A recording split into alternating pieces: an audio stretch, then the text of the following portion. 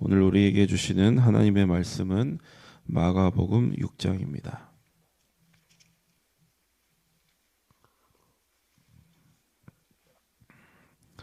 신약성경 64페이지에 있습니다. 마가복음 6장 45절에서 56절까지의 말씀을 함께 봉독하겠습니다.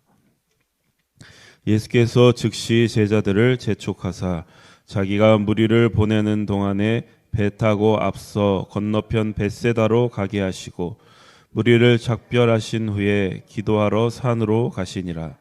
저물매 배는 바다 가운데 있고 예수께서는 홀로 무태에 계시다가 바람이 거스름으로 제자들이 힘겹게 노 젓는 것을 보시고 밤 사경쯤에 바다 위로 걸어서 그들에게 오사 지나가려고 하시매 제자들이 그가 바다 위로 걸어오심을 보고 유령인가 하여 소리 지르니 그들이 다 예수를 보고 놀람이라.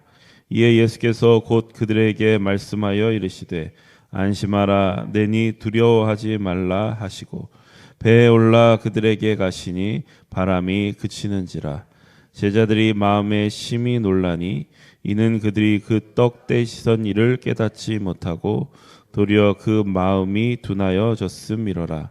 건너가 게네사렛 땅에 이르러 대고 배에서 내리니 사람들이 곧 예수신 줄을 알고 그 온 지방으로 달려 돌아다니며 예수께서 어디 계시다는 말을 듣는 대로 병든 자를 침상째로 메고 나아오니 아무데나 예수께서 들어가시는 지방이나 도시나 마을에서 병자를 시장에 두고 예수께 그의 옷가에라도 손을 대게 하시기를 간구하니 손을 대는 자는 다 성함을 얻으니라. 아멘.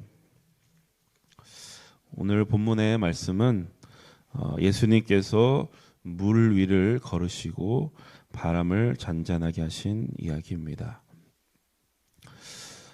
우리는 보통 이 이야기를 초자연적인 기적을 행하시는 그 예수님의 신성에 초점을 맞춥니다. 그런데 오늘 본문의 초점은 사실은 예수님에게도 있지만 제자들에게 더 가 있습니다. 왜냐하면 제자들은 이미 수없이 그 초자연적인 기적들을 목격하고 체험했기 때문에 그렇습니다. 그런데 그럼에도 불구하고 제자들은 아직도 예수님을 믿지 못하고 있는 그러한 현실에 대해서 오늘 본문은 주목하고 있습니다. 우리 47절하고 48절 말씀 다시 한번 봉독합니다. 저물매 배는 바다 가운데 있고 예수께서는 홀로 무태에 계시다가 바람이 거스름으로 제자들이 힘겹게 노 젓는 것을 보시고 밤 사경쯤에 바다 위로 걸어서 그들에게 오사 지나가려고 하시매. 오늘 본문은 그 오병이어 사건 이후에 벌어진 일들을 다루고 있습니다. 예수님께서 오병이어로 5천 명을 먹이시고 이제 그들을 그 5천 명 훨씬 넘는 인원이겠죠. 그들을 이제 돌려 보내십니다. 그 무리들을 돌려 보내는 동안에 예수님은 그 제자들에게 건너편에 있는 벳세다로 배를 타고 먼저 가라 이렇게 얘기하시고 그동안 예수님은 산으로 기도하러 들어가십니다. 근데 이제 사건이 벌어졌는데 해질녘쯤에 사건이 벌어집니다. 제자들은 그 바다 한가운데에서 이제 배를 타고 있었고 예수님은 육지에 홀로 계셨습니다. 그런데 갑자기 역풍이 불기 시작합니다. 제자들이 배를 타고 열심히 가고 있는데 역풍이 불기 시작합니다. 역풍이 부니까 어떤 일이 벌어지냐면 아무리 제자들이 노를 열심히 저어도 앞으로 나아가지 못하게 된 그러한 상황에 처하게 된 것입니다. 그래서 그 상황을 지켜보시다가 예수님께서 물 위를 건너서 제자들에게 오신 그런 이야기가 바로 오늘의 본문입니다. 근데 오늘 본문에서도 그렇지만 성경에서 제자들이 배를 타고 거센 풍랑이나 여러 가지 문제들을 만나게 되는 그런 일들이 계속 등장하는 것은 사실 우리가 살아가는 인생이 그와 비슷하기 때문에 그렇습니다. 우리 인생은 우리가 좋건 싫건 간에 거센 풍랑 사이를 통과해야 되는 위태롭고 때로는 아슬아슬한 그러한 길을 걸어가야 하는 것입니다. 갑자기 광풍이 불어서 파도가 불고 큰 파도가 불어서 물이 배에 가득 차서 죽기 직전까지의 그 위기에 도달하기도 하고, 또 오늘 본문처럼 아무리 열심히 노를 저어도 역풍을 만나서 한 발짝도 앞으로 나아가지 못하는 그러한 상황이 되는 것이 바로 우리의 인생입니다. 그래서 우리가 이러한 인생은 정말 험한 것이고 또 때로는 뜻대로 되지 않는 그런 것인데, 그렇다면 우리는 이러한 인생을 어떻게 통과해야 될까, 어떻게 살아가야 될까라고 했을 때 성경은 늘 어떤 답을 내놓느냐면 믿음이라는 답을 내놓습니다. 믿음으로 살아가야 한다, 믿음으로 통과해야 된다, 믿음으로 건너가야 한다, 이렇게 답을 합니다. 이제 우리들의 문제는 그게 우리 뜻대로 잘 되지 않는다는 데 있습니다. 우리도 답을 알고 있지만 막상 우리가 현실로 돌아가게 되면은 우리 현실은 너무나 불안하고 또 앞일은 너무 막막하고 또 때로는 무섭기도 하는 것이 바로 우리의 현실입니다. 그래서 어떻게든 겁에 질려서 내 힘으로 어떻게든 열심히 오늘 제자들의 모습처럼 노를 저어서 열심히 앞으로 어떻게든 이겨내려고 하는 그러한 제자들의 모습이 바로 우리들의 모습이기도 합니다. 우리 49절에서 52절 말씀을 이어서 한번 봉독해 보겠습니다. 49절부터 52절. 제자들이 그가 바다 위로 걸어오심을 보고 유령인가 하여 소리 지르니 그들이 다 예수를 보고 놀람이라. 이에 예수께서 곧 그들에게 말씀하여 이르시되 안심하라, 내니 두려워하지 말라 하시고 배에 올라 그들에게 가시니 바람이 그치는지라. 제자들이 마음에 심히 놀라니 이는 그들이 그 떡 떼시던 일을 깨닫지 못하고 도리어 그 마음이 둔하였음이러라. 52절에 보면은 제자들이 떡 떼시던 일을 깨닫지 못한다, 이런 내용이 나옵니다. 이 떡 떼시던 일은 뭐냐면 이 앞전에 있었던 그 오병이어 사건을 얘기하는 것입니다. 빵 5개와 물고기 2마리로 5,000명을 먹인 그런 엄청난 기적을 실제로 목격하고 경험하고도 왜 제자들은 예수님을 믿지 못할까? 우리가 이 성경을 보면은 조금 이해가 안 되기도 합니다. 그런데 우리가 인정해야 될 것은 이것이 사실 인간의 마음이다라는 것입니다. 제자들이 특별히 믿음이 없어서 그런 것도 아니고 특별히 못나서가 아니라 사실 우리들도 마찬가지다. 단순히 기적을 체험했다고 해서 예수님에 대한 믿음이 좋아지지 않더라, 그것을 말하는 것입니다. 중요한 것은 뭐냐면 그 기적이 나에게 어떠한 의미가 있는가, 어떠한 의미가 있는가를 깨닫지 못하면 그러한 수많은 기적들은 나와는 상관없는 것이 되더라, 그것을 얘기하고 있습니다. 그래서 성경은 제자들이 떡 떼시던 일을 깨닫지 못했다, 이렇게 표현합니다. 오병이어 기적을 체험했지만 그 사건의 의미를 깨닫지 못했다. 여러분, 우리들도 정신없이 세상에서 살다 보면은 의미를 놓치고 살 때가 많이 있습니다. 여러 가지 사건들을 우리가 경험하며 체험하며 살아가지만 그 의미를 놓치고 살 때가 많이 있습니다.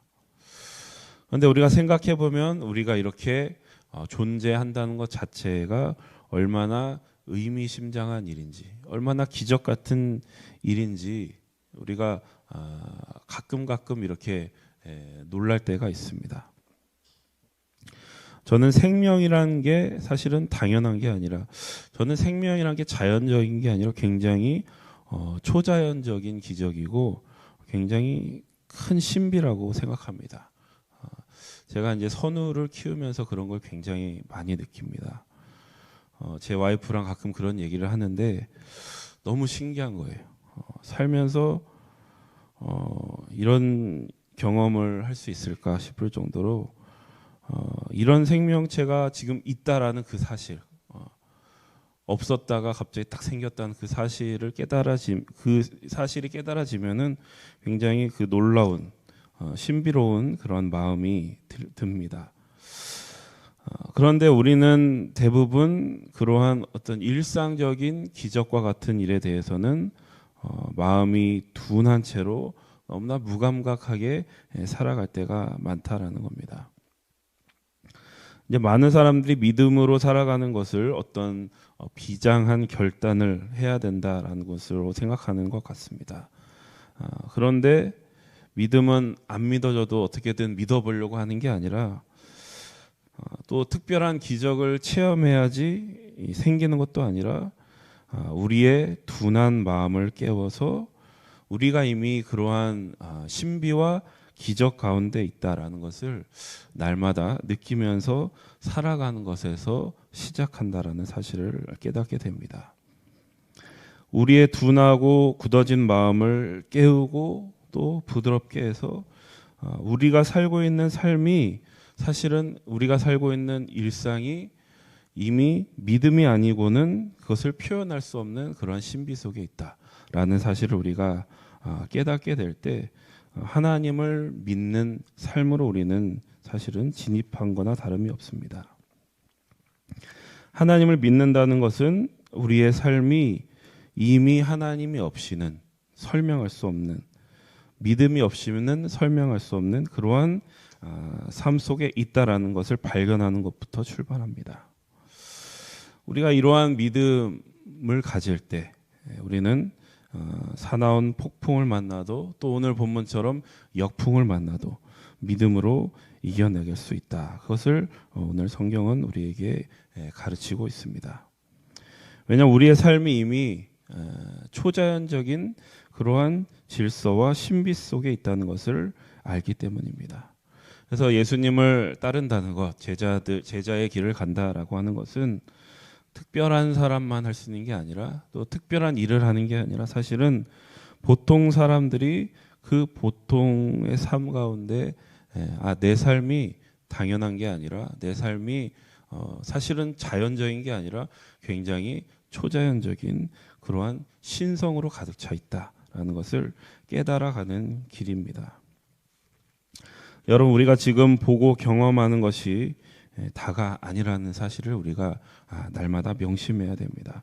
우리가 매일 똑같은 일상 속에서 쳇바퀴가 굴러가는 것처럼 살고 있지만 그 가운데서 하나님이 일하고 계시고 그 가운데 신성이 가득 차 있는 삶을 살고 있다.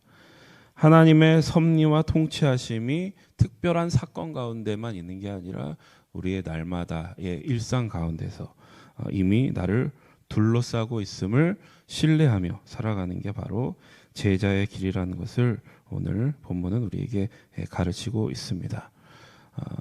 앞으로 어떻게든 나아가려고 노를 열심히 젓는 우리들에게 예수님은 물 위로 걸어오시며 이러한 가르침을 우리에게 주고 계십니다.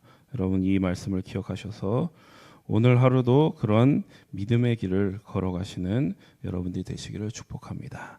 기도하겠습니다. 하나님 아버지, 오늘도 저에게 생명을 주시니 감사합니다. 날마다 주님께서 허락하신 생명이 당연한 것이 아니요 너무나 놀랍고 기적적이고 신비로운 일임을 우리가 깨닫습니다. 우리의 둔한 마음을 깨워주셔서 저희들 혼자서 노를 지으며 앞으로 나아가는 것이 아니라 하나님을 바라보며 믿음의 눈을 들고 제자의 길로 걸어갈 수 있도록 저희들을 인도하여 주옵소서. 예수님의 이름으로 기도드립니다. 아멘.